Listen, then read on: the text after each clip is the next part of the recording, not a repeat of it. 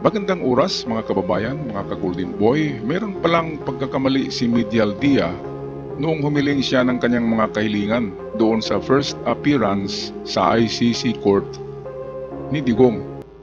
At hindi pa pala ito ang oras para magpakita o humiling. At ito pala ay pre-trial lamang, hindi pa ito umpisa ng trial. Kaya walang gagawin, sabi ng judge ay walang gagawin, kundi makinig lamang kasi babasahan lamang si Digong ng kanyang mga kasalanan.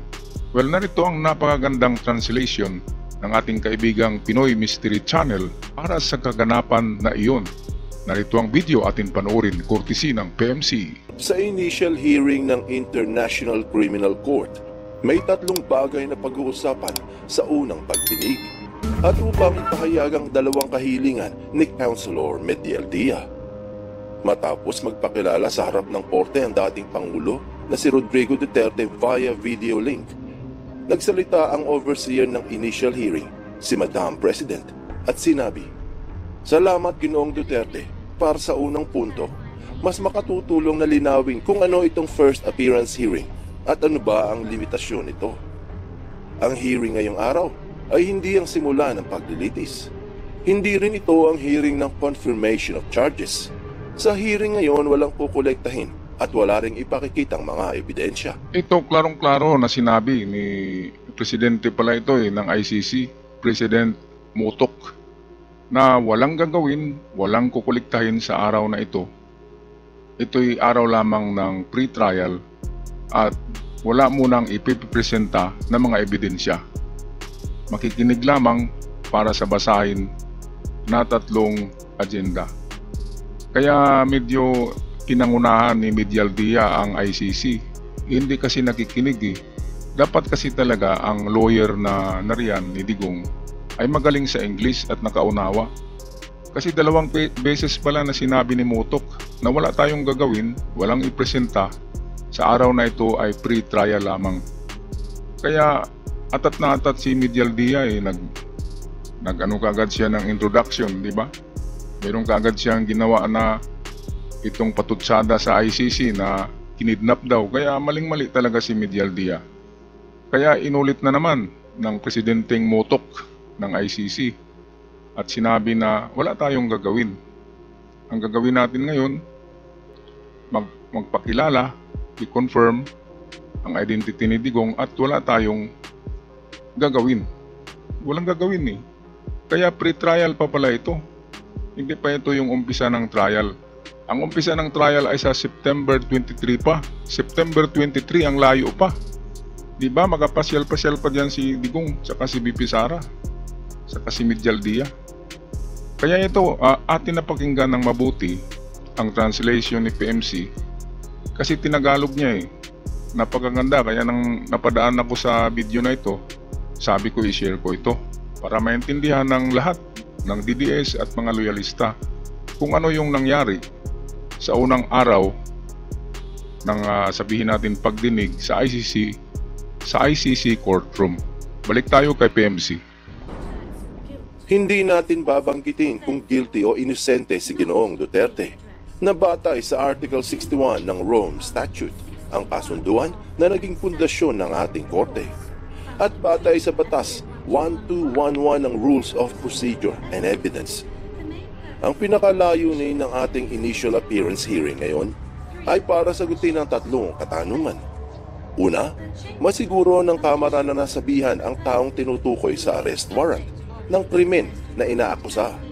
Pangalawa, kailangan masiguro ng Kamara na nasabihan ng taong ito ng kanyang mga karapatan na kinikilala ng Rome Statute. Pangatlo, kailangan magtakda ang Kamara ng petsa kung kailan ito balak magdaos ng hearing para sa kumpirmasyon ng mga paratang.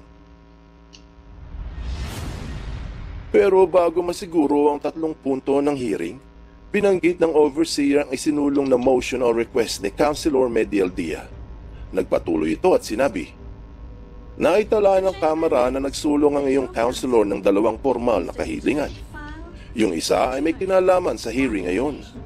Para sa iyong kaalaman, ang dalawang kahilingan na ito ay parehong hindi tinanggap ng Kamara dahil sa uri ng ating hearing ngayong araw Hindi na nararapat ang karagdagan pag-uusap hinggil sa mga bagay na iyon sa hearing na ito.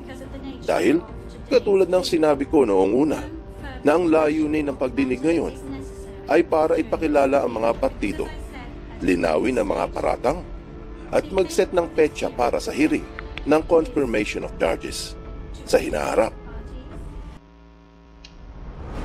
Ayan, so 3 lang pala ang dapat gawin sa araw na ito. Itong first appearance. Kaya pala first appearance lang ang tawag eh. Hindi pa first hearing ang term na dapat ibigay dyan.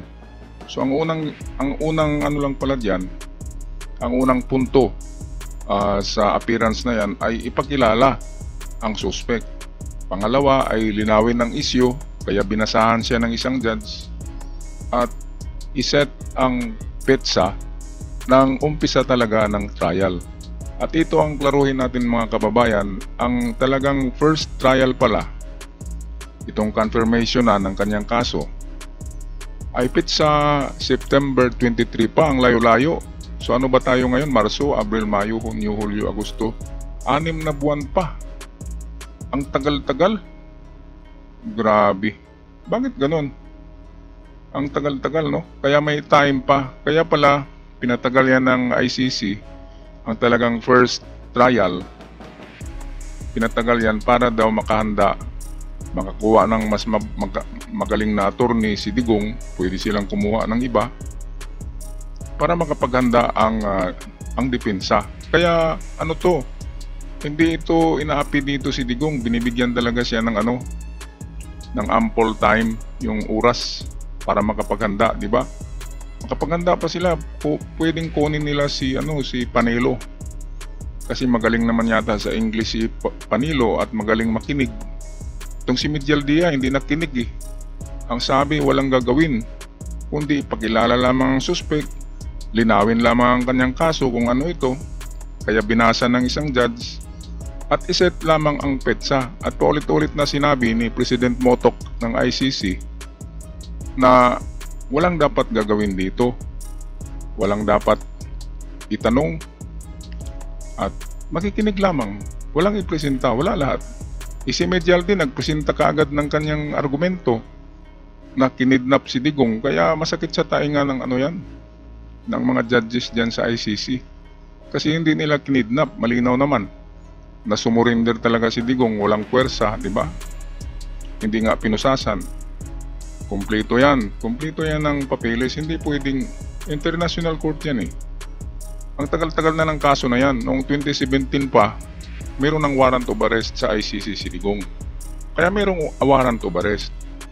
Ito naman kasing mga DDS trolls at vlogger ay talagang nangunguna. Kahit meron, sabihin wala. Kahit si First Lady ay hindi nakulong, sinabing kinulong. Grabe naman. Napaka fake news.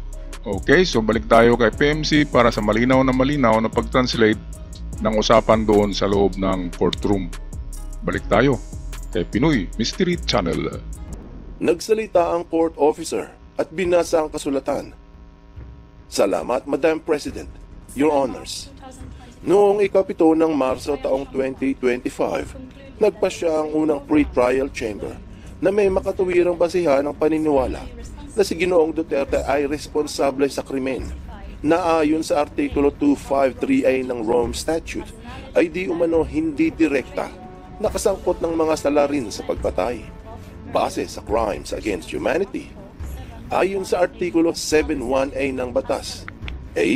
Ang pagpatay sa 19 na katao pataas, mga di umano drug pushers o magnanakaw na pinaslang ng mga miyembro ng Davao Death Squad sa iba't ibang lokasyon sa loob at paligid ng Davao City sa Pilipinas mula 2011 hanggang 2016. B.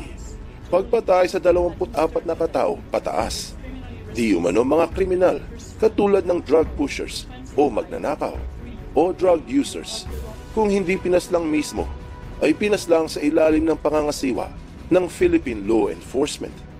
Minsay katulong ang ibang tao na hindi tauhan ng kapulisan sa maraming lugar sa Pilipinas mula 2016 hanggang 2019. Salamat, Madam Court Officer. Hindi Ito, linawin natin ito mga kababayan ha. Mga ka-DDS, mga kaluyalista. Kung bakit sinasabi ng iba na walang jurisdiction ang ICC. Totoo yan, walang jurisdiction ng ICC sa pag-upo ni Digong. Noong 2017, tinanggal ni Digong ang ating membership sa ICC. Kaya magmula ng 2017 ay hindi na tayo membro. So sa 2017, hindi na tayo pwedeng imbestigahan ng ICC. Totoo yan. Pero itong kaso pala na ginawa ng ICC ay nagumpisa pa noong mayor pa lamang si Digong, 2011 to 2016. Ito, di ba binasa? Pakinggan nyo na lang muli, i-rewind nyo ang video. 2011 to 2016 pa ang kaso na ito. Hindi pinasok ng ICC ang 30,000 sa Metro Manila sa buong Pilipinas noong magtukhang si Digong ng 2016 to 2022. Oo, hindi na pinasok ang kaso na yon kasi wala nang jurisdiction sa time ng 2017 to 2022 ang ICC. Pero sa time ng 2011 to 2016, tayo ay membro pa ng ICC. Kaya meron silang jurisdiction sa panahon na ito. Kaya hindi isinama ng ICC ang 30,000 na tukhang noong naging presidente na si Digong. Ang kaso na ito ay noong mayor pa siya. Mayor pa. Yan ang klaro ha. Klaruhin natin mga kababayan.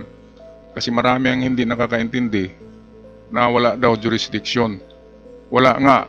Pero noong taon pa yan na 2017 to 2022, wala nang jurisdiction dyan ng ICC. Pero sa 2011, ulitin natin, 2011 to 2016, ay mayroon pa pala dahil membro pa tayo ng ICC sa panahon na ito. Klarong-klaro na yan, mga ka-DDS. Dapat maintindihan nyo yan na mayroong jurisdiction ng ICC sa kaso ni Digong noong mayor pa siya, noong hindi pa naging presidente. Okay, so balik tayo sa ating kaibigang PMC. ito natapos ang pahayag at nagsalita muli ang overseer at sinabi, Ginoong Duterte, hindi kita sasabihang tumayo dahil alam ko ang iyong kondisyon. Kaya papayagan kitang nakaupo. Karirinig mo lang sa mga parata. Alinsunod sa nakasulat sa arrest warrant na iyong natanggap. Ibig sabihin nito, ikaw ay nasabihan ng mga krimen na inaakusa sa iyo. Sa harap ng korteng ito, susumahin ko ang ilan sa mga karapatang ito na mayroong kahalagahan para sa yugto ng paglilitis. Ito ang iyong mga karapatan. Pwede ka makinabang sa tulong, walang bayad, ng isang magaling na interpreter at makinabang sa tamang translation para maging patas. May karapatan ka na mabigyan ng oras at ng lugar na kakailanganin para makapaghanda ka sa iyong depensa at makipag-usap ng malaya at pribado sa tagapayong iyong napili. Alinsunod sa nakasulat sa arrest warrant na iyong natanggap. Ibig sabihin nito, ikaw ay nasabihan ng mga krimen na inaakusa sa iyo. Sa harap ng korteng ito, susumahin ko ang ilan sa mga karapatang ito na mayroong kahalagahan para sa yugto ng paglilitis. Ito ang iyong mga karapatan. Pwede ka makinabang sa tulong, walang bayad, ng isang magaling na interpreter at makinabang sa tamang translation upang makamit ang kailangan para maging patas. May karapatan ka na mabigyan ng oras at ng lugar na kakailanganin para makapaghanda ka sa iyong depensa at makipag-usap ng malaya at pribado sa tagapayong iyong napili. May karapatan kang hindi magsalita at hindi ka pwedeng puwersahin na tumistigo laban sa iyong sarili o umamin ng iyong pagkakasala. Papayagan ka ring magsalita sa iyong depensa kahit hindi ka nag-oath. Bukod sa mga ibinigay na pagsisiwalat sa batas, kailangan ipaalam sa iyo ng piskal sa lalong madaling panahon ang mga ebidensya na hawak niya o kaya niyang ilabas na magpapakita o maaaring magpakita na ikaw ay walang sala o magpapagaan sa iyong pagkakasala o magpapahina sa kredibilidad ng mga ebidensya laban sa iyo. Sa magaganap na hearing ng confirmation of charges, pwede mong labanan ng mga paratang laban sa iyo o tutulan ang ebidensyang ihaharap ng piskal at maglabas ng ebidensya. So balikan natin. Napakaklaro yun mga kababayan, ha? Napakaganda ng partido. Napakaganda ng ibinigay na kondisyon ng ICC. Ngayong confirmation na trial na, yung first trial, yun ang kumpirmasyon ng kanyang kaso, ay may karapatan pala lahat si Digong. Meron siyang karapatan na sumagot, na magtanong sa kanyang counsel, kahit hindi mag-oath, meron siyang karapatan yan. At meron siyang karapatan na manahimik lang, hindi magsalita, at hindi siya pwedeng pilitin na sumagot. Tulad lang pala sa atin eh. Kaya walang ka-problema-problema. Bakit nagrarally-rally na kaagad ang mga itong sa Metro Manila? Meron silang rally, nasa 50 lang kamotorista eh.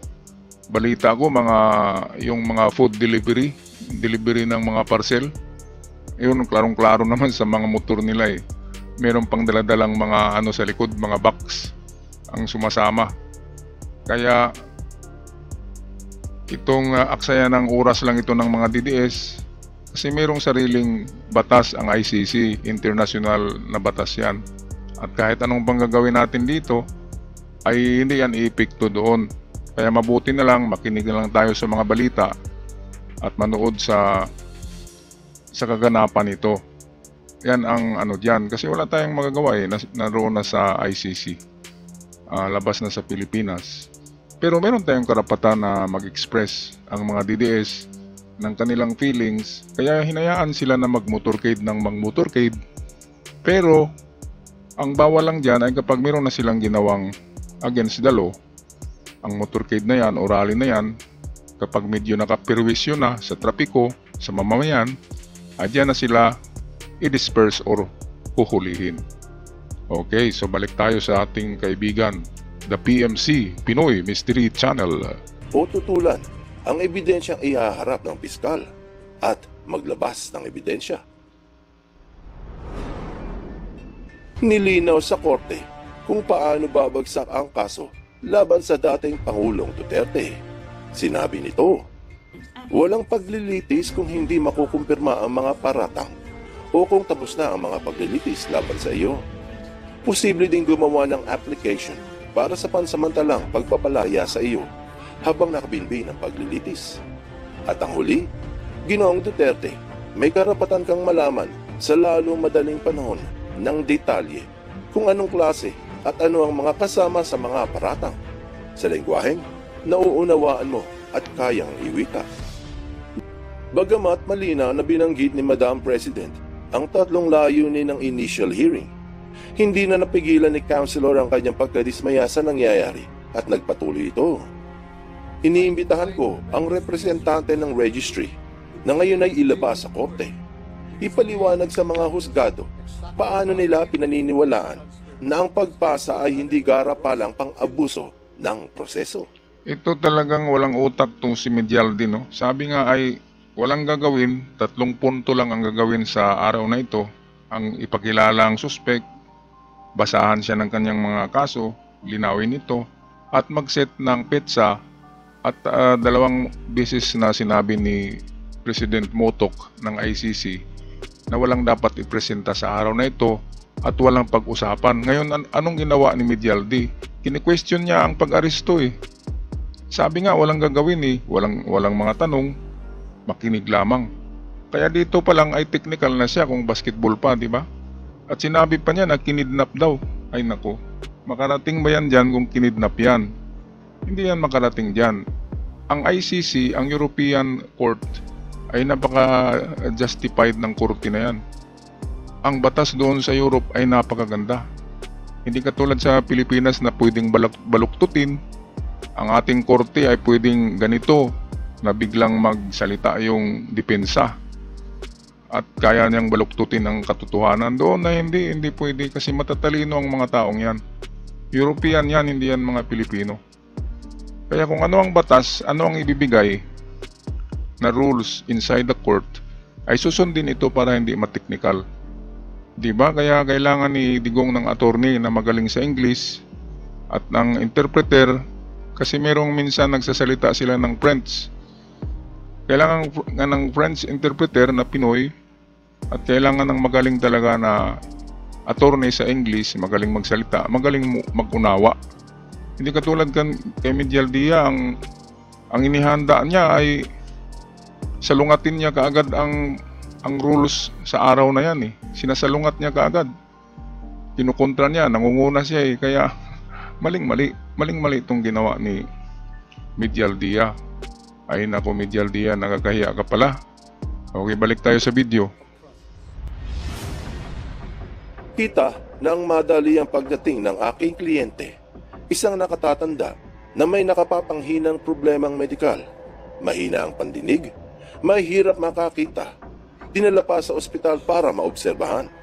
Pero ngayong umaga ko lang siya nakita sa unang pagkakataon. Ito yung oras na sinabi ni Medial Dia na kinidnap daw sa ICC, na wala daw si Digong, naglaho daw. Paano? Bawal ngang pumasok eh, bawal makipag-usap, kaya sinabi na wala dito. Kaya nangunguna talaga si Medial Dia eh. Gumagawa siya ng issue para magagalit ang supporters ni Digong dito sa Pilipinas. Yan ang masama sa utak ng Pinoy.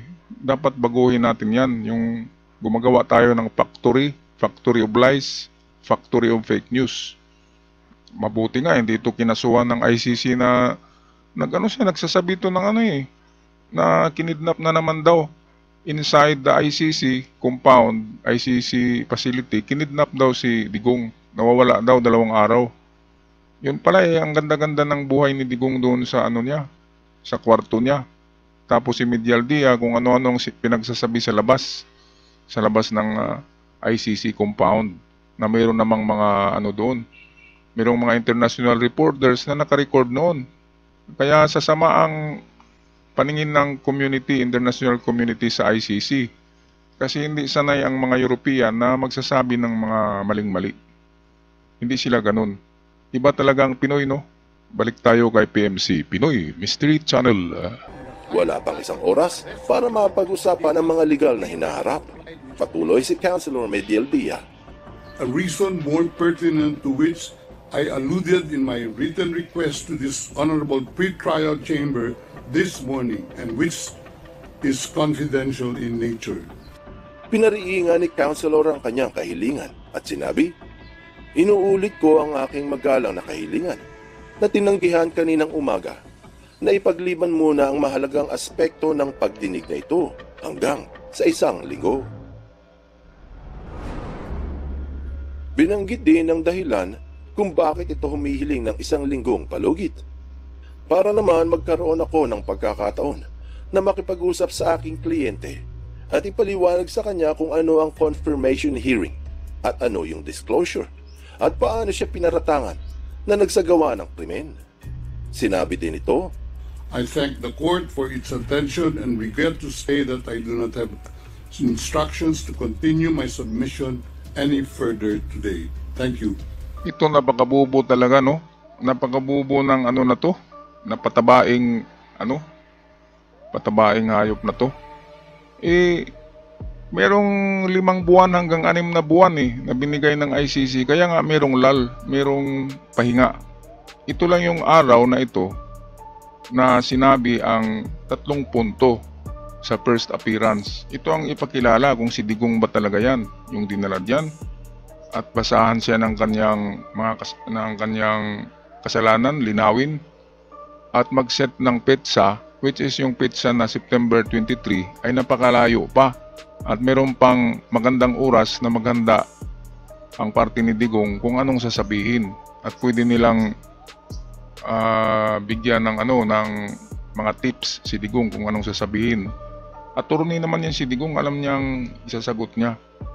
Kaya 5 buwan 5 buwan ang binigay. Dito si Medial Dia ang hiningi 1 linggo Hindi kasi nakikinig. Sobrang-sobra na oras ang ibibigay na panahon ng ICC para makapagpahinga at makapaghanda ang legal team ni Digong.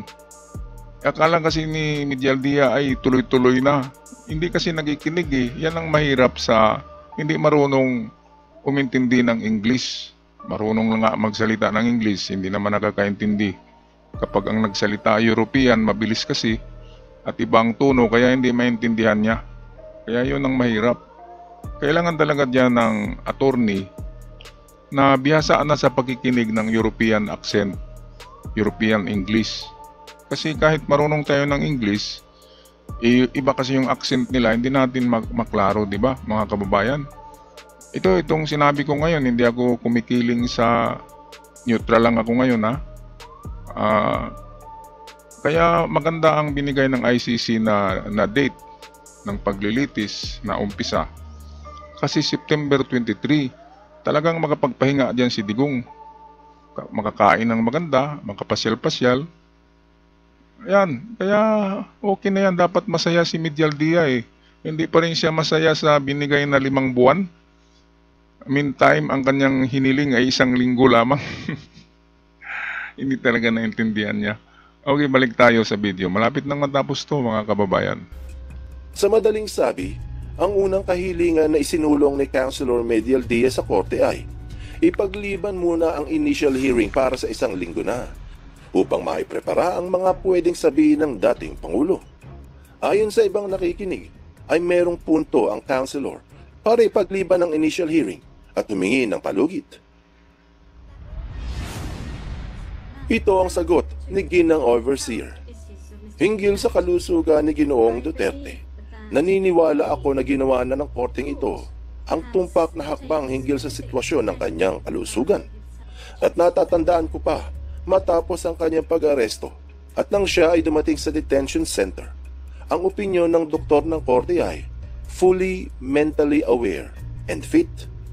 At nagpasailalim pa ito sa karagdagang pagsusuri at testing sa detention facility. Sa madaling sabi, sa pananaw ng korte, may kakayahan ng dating Pangulong humarap sa kanila. Tapos, sinugot pa nito yung isa pang kahilingan ni Councilor Medialdia. Ngayon, yung mga bagay naman hinggil sa karapatan ni Ginoong Duterte. Ito at nasa harap natin ang pahayag sa registry na nagsasabi na si Ginoong Duterte ay nasabihan na ng kanyang mga karapatan. Kasama na yung mga artikulo 66 at 67 ng Rome Statute. At alam niya ang kanyang karapatan. At batid din niya ang mga paratang laban sa kanya. Pinunto sa korte at sinabi na alam ng dating Pangulo ang nakasaad sa arrest warrant sa kanya. Nasa harap din natin ang pahayag ng registry na nagsasaad na alam niya ang warrant of arrest sa wikang Ingles at na siya ay mainam sa Ingles. Inuulit ko, maaaring basahin muli sa iyo ang mga paratang sa wikang Ingles katulad ng ginawa ngayong araw. Binasa ko sa iyo sa lingwaeng Pranses ang mga karapatan mo, Ginoong Duterte, dito sa harap ng korte. Gusto kong muling tumbukin na ito ay initial hearing lang. Pero para lubos ang mabatid ni Ginoong Duterte ang kanyang mga karapatan at mga paratang laban sa kanya, magkakaroon ng buong procedure bago dumating ang confirmation hearing. Sinabi ni Madam President kay Councilor Medialdia para mabigyan ng pagkakataon si Ginoong Duterte na ihayag ang mga bagay na pinag-aalala mo hinggil sa warrant of arrest, hinggil sa crimes committed, hinggil sa mga paratang at anumang bagay na may kinalaman sa kanyang pag-aresto at mga bagay hinggil sa jurisdiction ng korting ito. May pagkakataon kang gawin ito sa proceedings bago dumating ang mismong hearing ng confirmation of charges. Tapos sinagot din ang isa pang kahilingan ni Councilor. Ngayon, Council, tungkol naman sa iyong kahilingan na magkaroon ulit ng isa pang hearing sa susunod na linggo. Yung una mong ni-request, hindi ito tinanggap ng korte. Ayan, so marami ang nagalit na mga DDS na hindi nakaintindi. Kasi tinanggihan, di ba, yung dalawang kahilingan ni Medialdia. Tinanggihan, paano? Itong araw na ito pala ay wala talagang dapat babanggitin, walang sasabihin. Ang araw na ito ay 3 lamang ang punto niya. Ang ipakilala lang si Digong, linawin lang ang kanyang kaso, at mag-set lang ng petsa at paulit-ulit na sinabi ng president ng ICC, si Motok, itong babae, na walang dapat ipresenta. Malinaw na malinaw hindi yata nagikinig si Medialdia. Ay nako, huwag ka na kasing kumain ng baboy kaya tumataba ka . yung laman ng utak mo ay parang sebo na yata, parang oil na eh. Kaya magikinig ng mabuti. Kung hindi ka nakikinig, ay kumuha kayo ng magaling na attorney. Yan naman, patas na ano yan ha. Kumuha kayo ng magaling. Yung nakakaintindi talaga ng European accent na English. Diba? Yun ang magandang gawin ng kampo ni Digong. Wag na yan si Medialdia kasi hindi nakikinig eh. Yung kanyang gusto niya sasabihin kaagad, hindi pa pala oras. Doon pa yan sa September 23 sa presentation na. At doon na mag-umpisa talaga ang trial. Yun ang first trial, September 23. Kaya yun ang ating abangan, mga kababayan. Ngayon, sinabi naman ni Medialdia doon sa kanyang pananalita doon na masakitin daw si Digong. Marami daw sakit, bingi, at kung ano-ano pa. Lupaypay daw na parang kangkong. Parang kangkong na lupaypay, no? Hindi yan totoo. Dahil 2 beses na chinek up ng doktor ng ICC kung healthy ba si Digong. O na-check up na. Chinek up na naman sa pangalawang araw. Okay na kasi nakakain na ng maganda. Kaya hindi pwede ang lie diyan, hindi pwede ang yung magsabi tayo ng hindi totoo. Yung mga paratang lang na nagkasakit si Digong, may sakit si Digong, mahina si Digong. Bakit doon sa Hong Kong, 'di ba? Ang galing-galing niyang magsalita. Yung mata niya ay nakadilat. Pagdating diyan, nakapikit ang mata eh. Nakapikit nagsalita, nauutal ang boses, nanginginig. Parang masakitin ang dating niya eh. Pero ang totoo niyan, nag-acting lang daw yan, sabi ng mga netizens. Nag-acting na mas magaling pa kay Christopher De Leon kasi tinuruan din ng isang best actor eh. Si Ipe. Yung si Ipe eh. Nagtuturo daw kay Digong na itong gagawin mo. Best actor ka. Pagkatapos daw ng appearance na yun, nagmumura na si Digong eh. Yun ang sabi ni Claire Castro. Na pagkatapos sila ng hearing, usap sila ng kanyang legal counsel, nagmumura na eh. Pero sa loob ng yung nakatelibay siya sa chamber, nagpaawa-awa effect. Grabe na Digong na to. Kaya ang makikita natin talaga ang galing ng mga attorney sa September 23. Yan ang abangan natin. Yan yung unang first day of trial talaga. Itong sa ngayon pala, hindi pre-trial pa ito. Pre-trial, ibig sabihin hindi pa ito trial. Ito'y parang introduction lamang. Tapusin na natin ang video, courtesy ng ating kaibigang The PMC. Nilinaw ang tugon ng korte sa request na ipinasa ni Councilor Medialdia. Ngayon, nalaman mo ang 2 desisyon ng korte na pinarinig sa iyo at alam mo na ang 2 ito ay tinanggihan. Sinabi ang dahilan. And this is by dint of the fact that this first initial appearance hearing does not need much preparation, as I have said to you on a number of occasions. I am now going to... Ayon sa overseer, hindi naman kailangan ng malaking preparasyon sa initial hearing. Tapos, nagpatuloy ito sa huling puntong binanggit noong una. Ngayon, tutungo ako sa pangatlong bahagi. Ang pag-set ng petsa para sa pagdinig ng confirmation of charges. Ito ay sa 23rd of September 2025. Ayan, so yan ang abangan natin mga kababayan, mga DDS, mga loyalista. September 23 ay uusok na naman ang ating mga social media. Dahil yan na talaga ang umpisa ng trial kay Digong.